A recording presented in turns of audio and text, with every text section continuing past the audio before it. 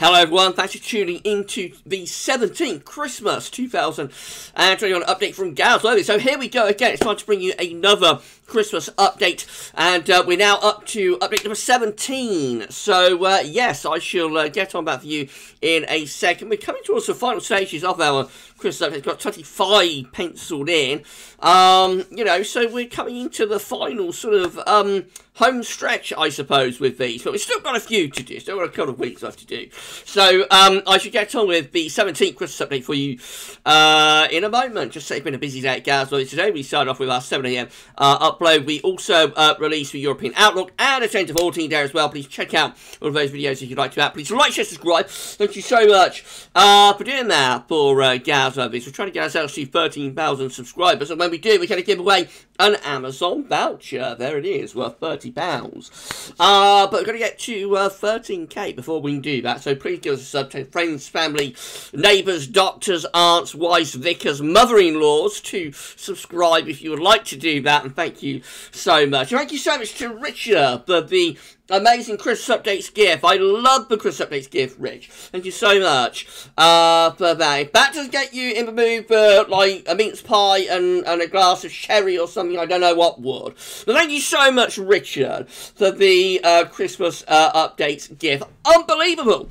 Right, let's crack on then, shall we, with our 17th Christmas Update. So just say the storyline business has basically been mild from beginning to end. We have had one or two little colder updates from the CFS but overall it's been mild all the way with this year's Christmas updates.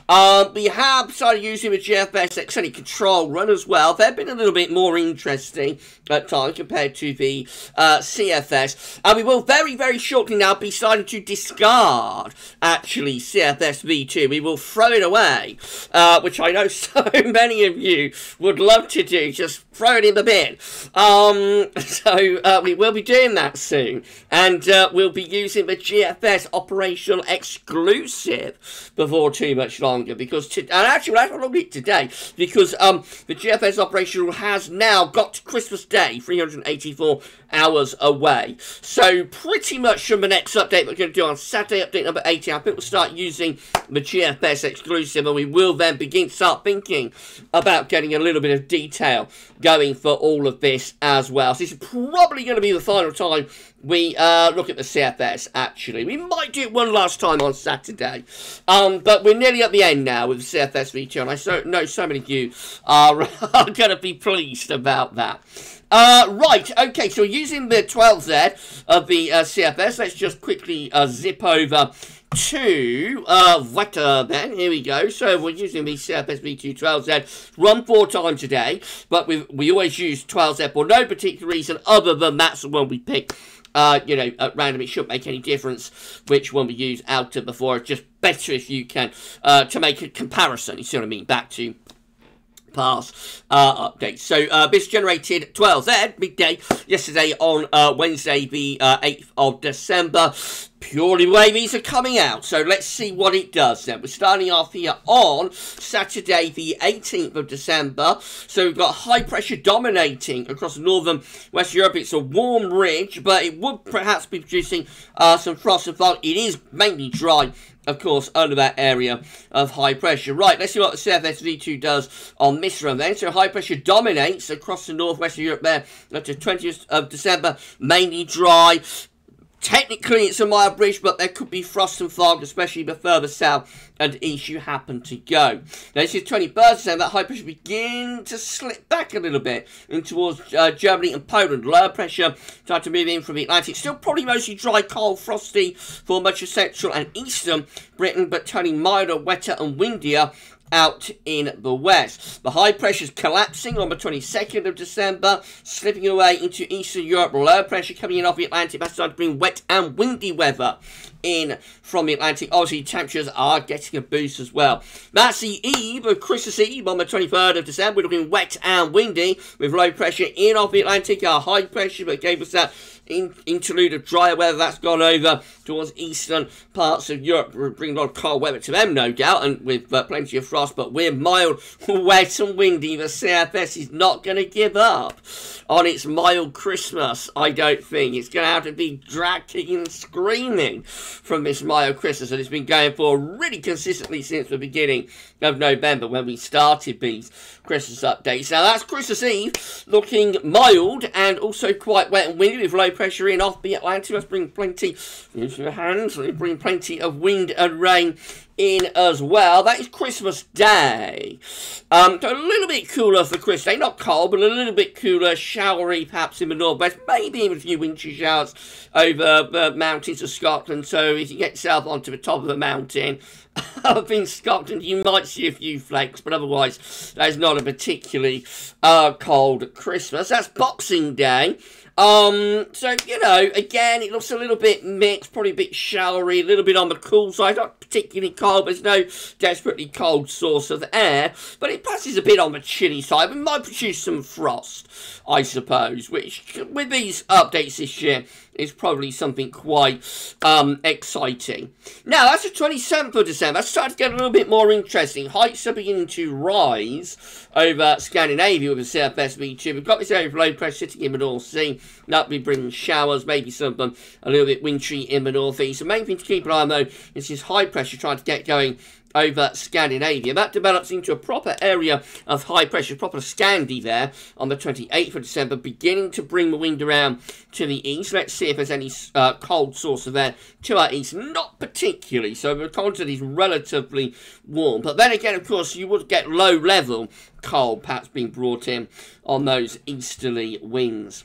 Right, 29th of December, we've got a fully formed Scandinavian high. We're bringing in the wind from the east. So we are pretty cold here for a few days after Christmas. But running up towards New Year, lower pressure starting to come back in from off the Atlantic Ocean. So even New Year's Eve and New Year's Eve turning more unsettled with showery rain, possibly with some sleet and snow mixed in, pushing in from off the Atlantic. So a relatively cold and dank sort of feel, I think, for the new year. That's New Year's Day, the first day of 2022. Still has that proper Scandinavian high, one truly in business, to our northeast. A deepening area of low pressure coming up against that area of high pressure. I'll be bringing heavy rain in from off the Atlantic. Of course, as it comes up against the Scandinavian high, there might be some snow mixing. It will very much depend on the parameters within the atmosphere. It does look as though that Scandinavian high is blocking the progress of the low pressure. This is a more interesting Christmas update, I have to say, compared to many of them that we've done through this season with the CFS. You know, we're ending perhaps with the CFS on a more interesting note here. So this is the 2nd of January.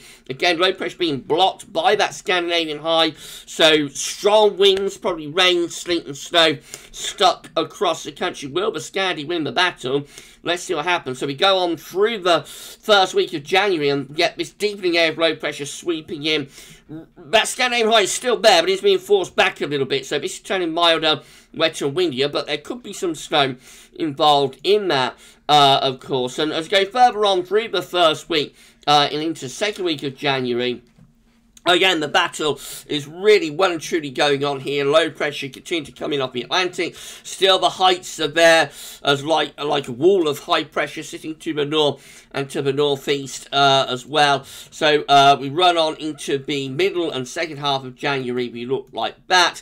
Eventually, we do properly get the wind into the east. That's the 20th of January. We won't go any further than that. And it looks like we're pulling in some properly cold air in from the east. So there's the 21st. We do bring the minus 10 Celsius in from the east. So we finish up with a very cold easterly after a very prolonged battle between low pressure and high pressure.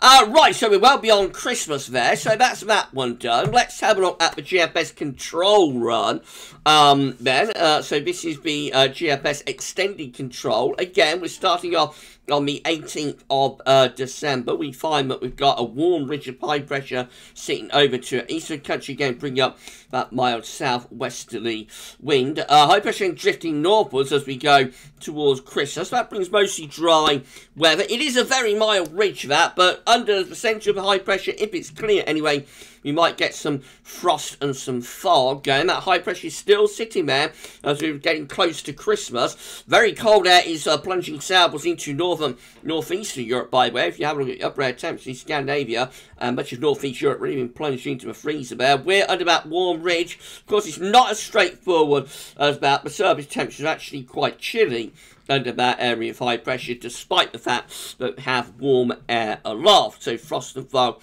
would be possible.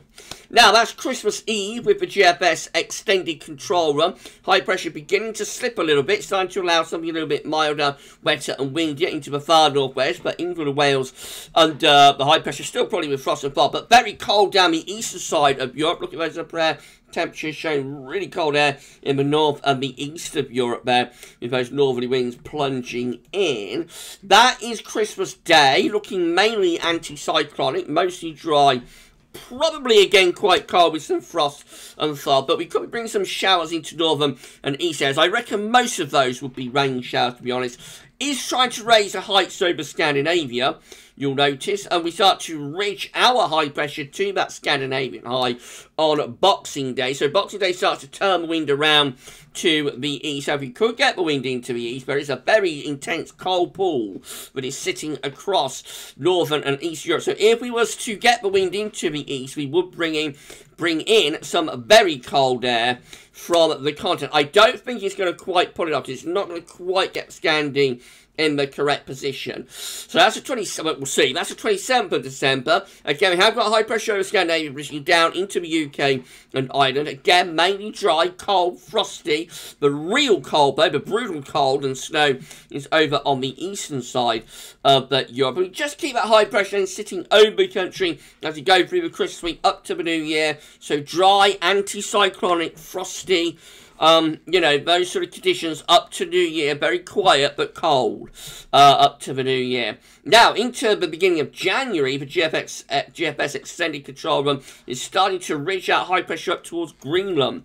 It's going to get a northerly going. Let's see. This is the 2nd of January, high pressure beginning to push. The high pressure is beginning to push up to Greenland and Iceland. It looks like we're about to plunge much colder air in from the north. Does it do it successfully? It looks like it's going to. So into the new year, into early January, becoming much, much colder, with winds going into the north and northeast. Look how cold it is across most parts of Europe. Most parts of Europe are absolutely plunged into the freezer there by the GFS extending control. And as always, we're kind of on the periphery of it. A lot of messing about going on in the first week of January. No doubt it does get cold, but the real cold and snow is still sort of just to our east northeast, and then we start to return to a milder southwesterly there as we go into the 2nd week of January with the GFS extended control run. But my word, we get so close to a freeze up there with that. And then, as I said, we can also show you now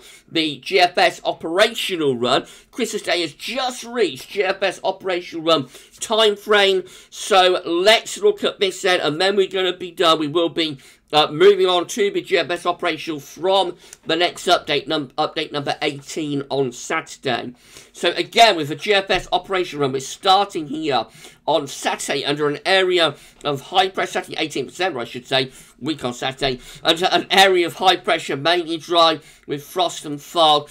We push through, and we find that the high pressure begins to go into retrograde. We start to retrogress the high pressure out into the Atlantic and move it up towards Greenland as we're approaching Christmas. 21st of December, that high pressure is moving northwards out into the Atlantic and starting to push up towards Greenland as well. Winds are beginning to turn into the north. 22nd of December, we're introducing a cold north or northeasterly wind. There will be a cold front pushing southwards, bringing a band of rain. And behind that, we would open the door to the minus 10 Celsius iceberg. That'll bring snow showers into Scotland. So, you know, we're going to a proper northerly there as we go from the 22nd and 23rd of December.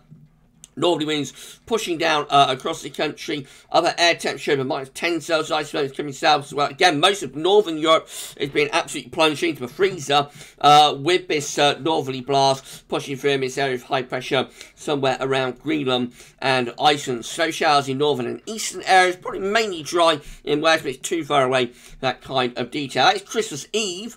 We're still looking cold on Christmas Eve, particularly for more southern and eastern areas with winds in from the northwest. But even in the north and west, where the upper air temperatures are getting a little bit less cold, you know, it is still cold on the surface there. And there will probably be some snow on the ground in eastern parts of the country.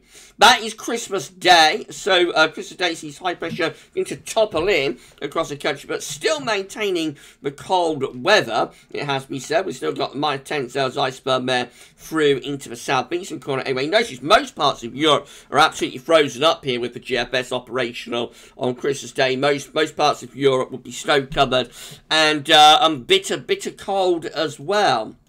That's as far as we get to with the GFS operational run, which gets us to midday on Christmas Day.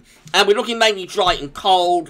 You know, it would be a cold Christmas Day, that there'll probably be some snow on the ground in the east. It could even be snow showers with that slight northeasterly wind into East Anglia, southeastern England. And all areas would be, you know, there would be plenty of sunshine, but it would be a cold Christmas Day if that came off. If we've gone beyond that, we'll probably see milder air beginning to re-establish from the Atlantic. But of course, that's a really, really long way off. Right, so, what an interesting Christmas update this one has been, isn't it? Update number 17. Finally, we're in business with something a little bit more interesting compared to most of these Christmas updates. So, yeah, we got the CFS still generally trying to cling on to its mild Christmas by its fingertips. But even that has shifted quite a lot, I think, towards something a bit colder around Christmas, New Year, and into January period. Now, then we've got the GFS, both externally controlled and operational, you know, starting to look quite interesting as well. So it's all to play for. I've been saying in the 10 to 14 days, Christmas this year is all to play for, I think. It all hinges on what's going to happen with this high pressure. Where will the high pressure go? Will it go north? If it goes north, will we pull in cold winds either from the north or from the east? It's all to be revealed, and we're going to keep you posted about all of it at GWV over the next week or two. Right, so that's the 17th Christmas update done and dusted. We will be moving on in update 18 on Saturday to the GFS control run, and that's when we're going to start looking at a little bit of detail as well then, I think. But for the 17th Christmas update, I hope you enjoyed it. The 17th Christmas update, that's all for now, and thanks for watching.